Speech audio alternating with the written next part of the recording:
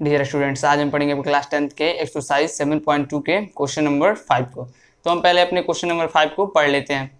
तो जो हमारा क्वेश्चन नंबर 5 है, वह अनुपात ज्ञात कीजिए जिसमें बिंदुओं ए जो कि हमारा 1, -5 है और b -4, 5 को मिलाने वाला रेखाखंड x अक्ष से विभाजित होता है। इस विभाजन बिंदु के निर्देशांक ज्ञात कीजिए। तो हमारे प्रश्न में दो चीज कर रहा है ज्ञात करने के लिए। जो पहला है वो कर रहा है वह अनुपात ज्ञात कीजिए। पहला हमारा ये है अनुपात ज्ञात करना है। फिर दूसरा है विभाजन बिंदु के निर्देशांक, यानी विभाजन बिंदु के निर्देशांक, यानी कि दूसरा हमारा ये है। हमें अपने प्रश्न में जो पूरा प्रश्न दिया है उसमें यही दो चीज ज्ञात करना है। तो इस प्रश्न को हम हल करने से पहले दो बातों को जान लेंगे। आप चाहे तो ये नोट में लिख लीजिएगा, हमारे एग्जाम में इस प्रकार के प्रश्न आते हैं। तो हम कुछ बातें लिखवा रहे हैं, उसे लिख लीजिए नोट। यदि किसी रेखा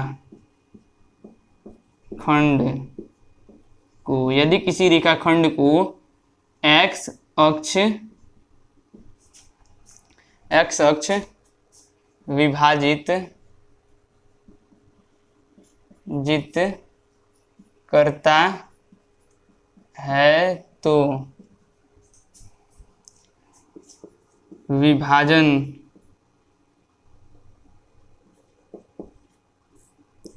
बिंदु के निर्देशांक x, 0 होता है। तो ये हमारा नोट का जो पहला बात है, यानी कि यदि x, यदि किसी बिंदु को x अक्ष विभाजित करता है, यानी कि मान लीजिए हमारे पास कोई बिंदु, यदि किसी रेखाखंड को, मान लीजिए हमारा एक रेखाखंड है को x अक्ष विभाजित करता है, तो मान लीजिए हमारा x अक्ष विभाजित कर दिया, ये हमारा x अक्ष है, करता है, तो विभाजन बिंदु का निर्देशांक, यानी कि जो ये बिंदु है विभाजन बिंदु, इसका निर्देशांक x, 0 होता है। यानी कि उसका भुज होगा लेकिन कोट 0 होगा। फिर हमारी दूसरी बात है जो वो है दूसरा, यदि किसी रेखाखंड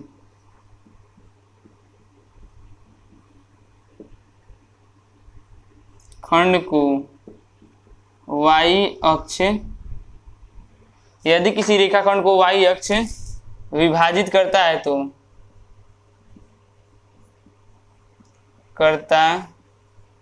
है तो विभाजन बिंदु का निर्देशांक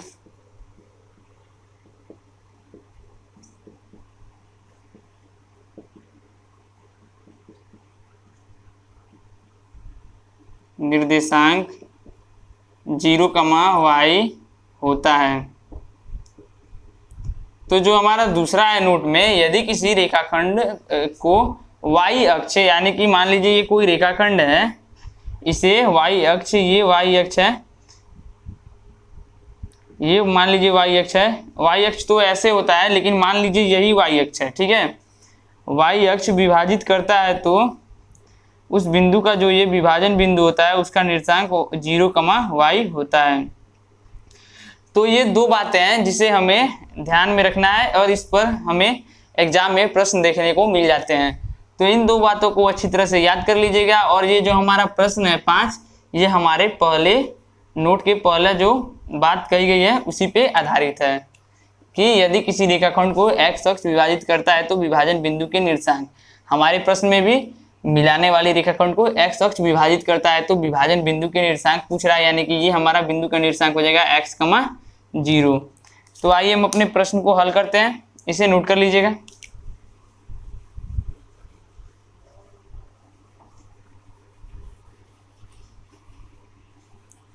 तो अब हम अपने प्रश्न की ओर बढ़ते हैं। तो हम हल में लिखेंगे, जो पहले दिया है हम उसे लिख लेंगे। दिया है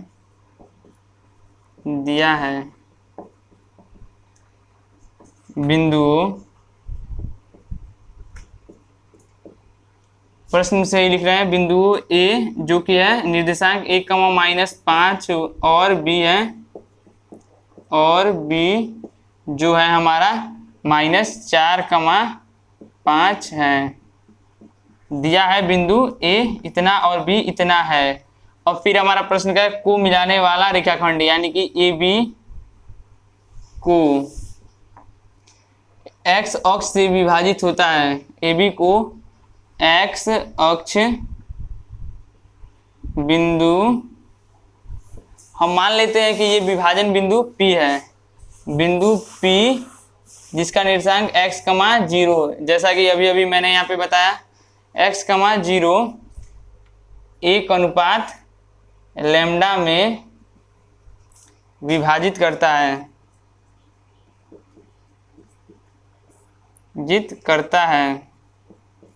करता है।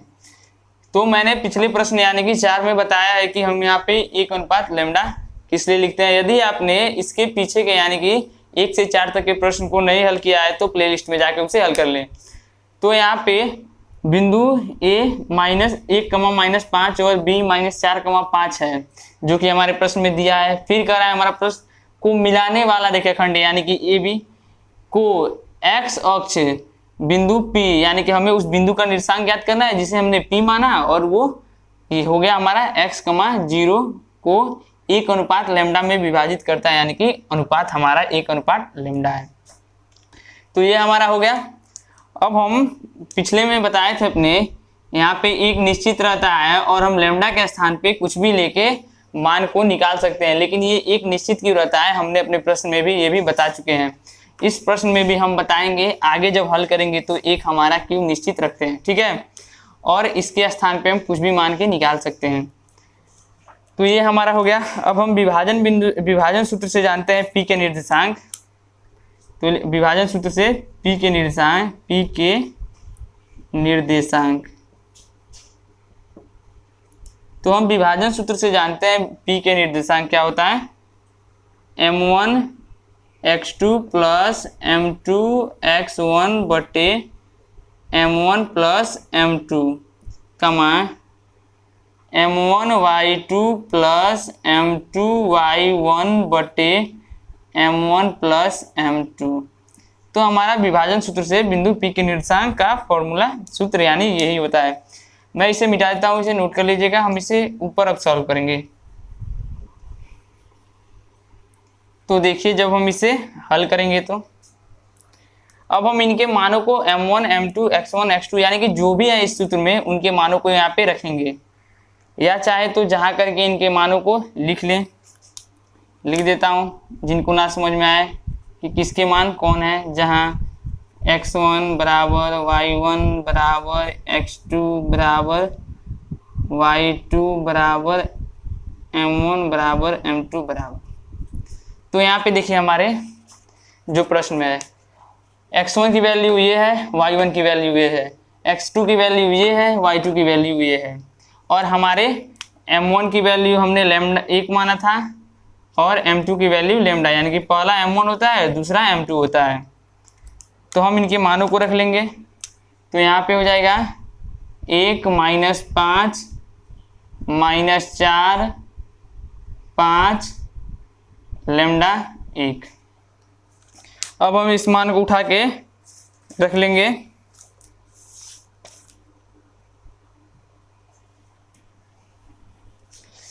तो जब हम इस मान को रखेंगे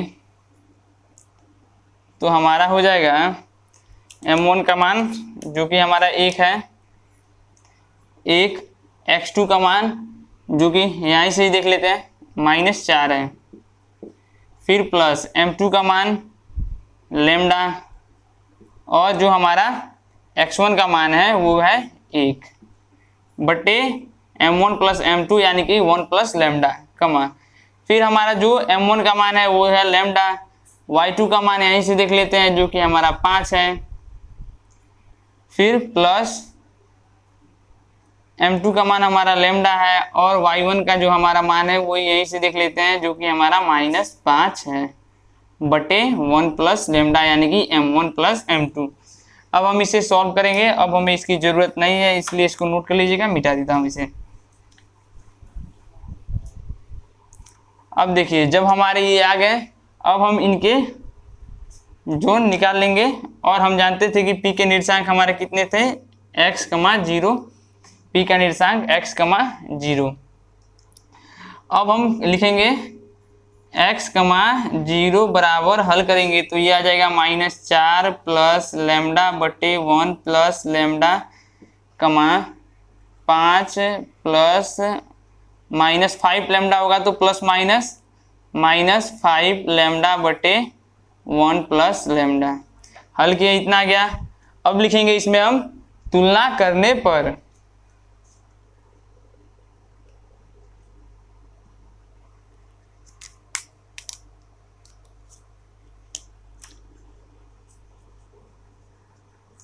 तुलना करने पर।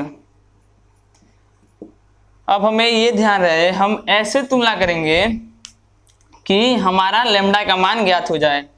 तो हम x से इसमें तुलना करेंगे तो हमारा लैम्डा का मान ज्ञात नहीं होगा, जो कि मैं बताऊंगा अभी। और हम इससे इसमें तुलना करेंगे तो हमारा यहाँ पे लैम्डा का मान ज्ञात हो जाएगा। तो पहले हम इससे इसमें तुलना कर लेते हैं, फिर मैं उसे बताता हूँ बाद में। 1 प्लस लैम्डा, यानी कि भुज का भुज में तुलना करते हैं, कोटि का कोटि में तुलना करते हैं। तो हम कोटि भुज का नहीं तुलना किए, कोटि का कोटि में तुलना किए, तो हमारा गया 0 बराबर 5 - 5 लैम्डा बटे 1 प्लस लैम्डा। अब इसे हम हल कर लेंगे तो हमारे पास आ जाएगा,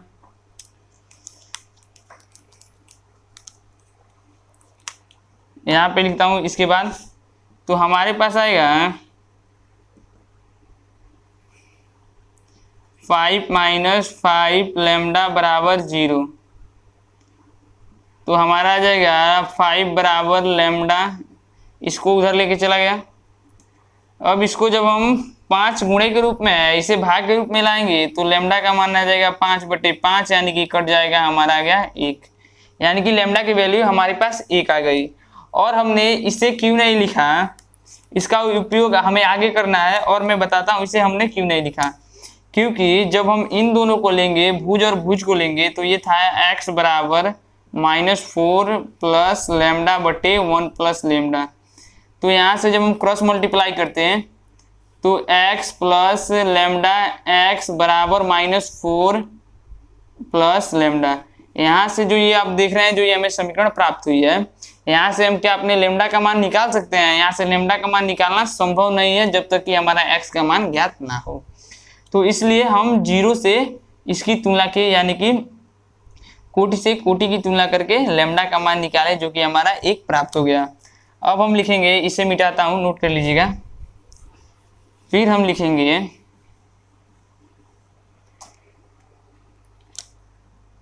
अतः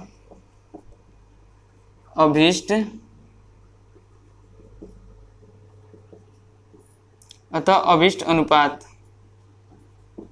तो हमारा अनुपात क्या था, 1 अनुपात लैम्डा, और हमारे लैम्डा का मान प्राप्त हो चुका 1, यानी कि हमारा अभिष्ट अनुपात आ गया 1:1। अब हमें क्या ज्ञात करना है, बिंदु के निर्देशांक को ज्ञात करना है।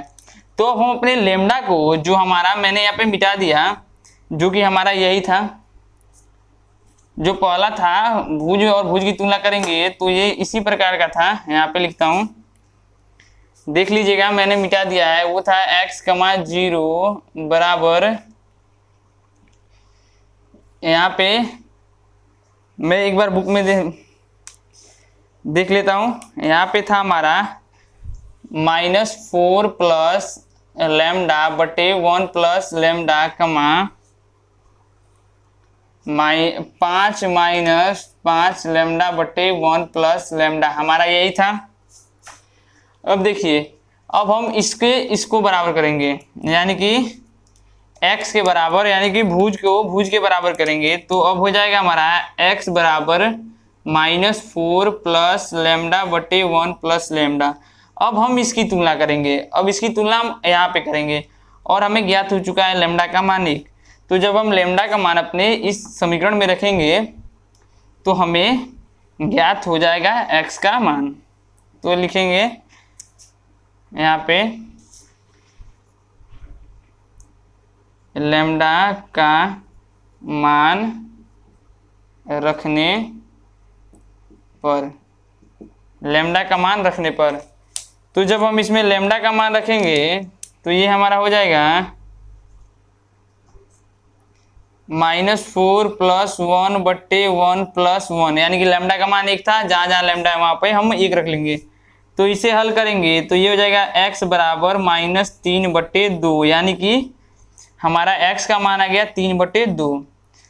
अब हम लिख लेंगे इसलिए बिंदु P के निर्देशांक, इसलिए इसके बाद लिखेंगे हमें x का मान प्राप्त हो गया, इसलिए P के निर्देशांक, इसलिए बिंदु P के निर्देशांक बराबर हमारा क्या हो जाएगा, x के P का निर्देशांक यही था, हमने पहले नोट में लिखवाया था कि P का निर्देशांक क्यों ये होता है जब x अक्ष विभाजित करता है तो x के स्थान पे जब इसका मान रखेंगे तो -3/2, 0, यानी कि x के स्थान पे x का मान आ जाएगा।